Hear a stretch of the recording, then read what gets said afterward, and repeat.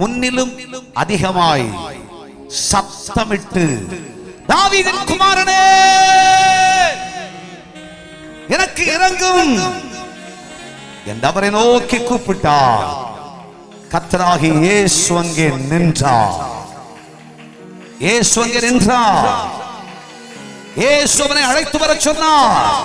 அந்த குருடனை அழைத்தார். திடன் கொள், தைரியமாயிரு, யார் என்ன சொன்னாலும் நீ சோர்ந்து போகாத, எழுந்திரு, தைரியமாயிரு, நான் உன் கூட இருக்கேன், உனக்கு அற்புதம் செய்கிறேன். அற்புதத்தை செஞ்சான். அவன் மகா பெரிதானதை கண்டான். தன் கண்கள் திறந்தது, விடுவிக்கப்பட்டான்.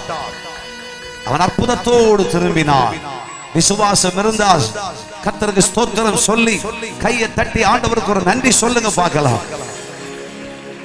இந்த உலகத்துல அநேக உபத்திரவங்கள், பாடுகள், பிரச்சனைகள் நம்மை அதட்டுகிறதாய், நம்மை தடை செய்கிறதாய், நம்மை விட்டுவிடாததாய், நம்முடைய அழைப்பையும் தரிசனத்தை கெடுக்கத்தக்கதாய், தேவனுடைய பிள்ளையை இயேசுவின் மேல் வைத்திருக்கிற சிநேகம், இயேசுவின் மேல் வைத்திருக்கிற அற்புதமான நேசத்தை இல்லாமலாக்கி போடுகிறதாய் புறப்பட்டு வருகிற பலதும் உண்டு.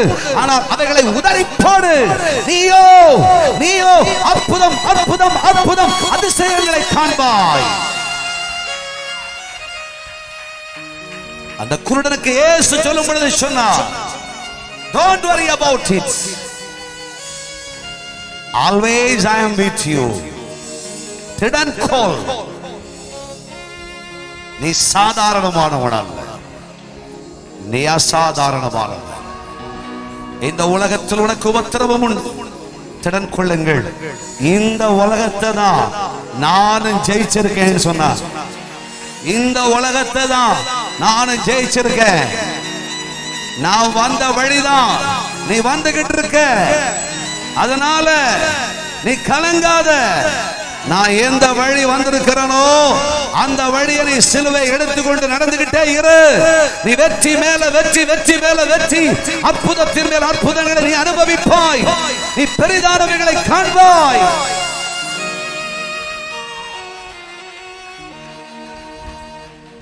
Hallelujah.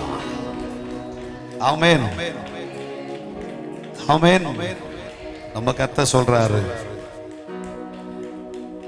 நீ எந்த சூழ்நிலையிலும் கர்த்தருடைய பிள்ளையை கர்த்தரை நோக்கி கூப்பிடு. கர்த்தராகிய தேவன் பெரிய காரியங்களை செய்வார்.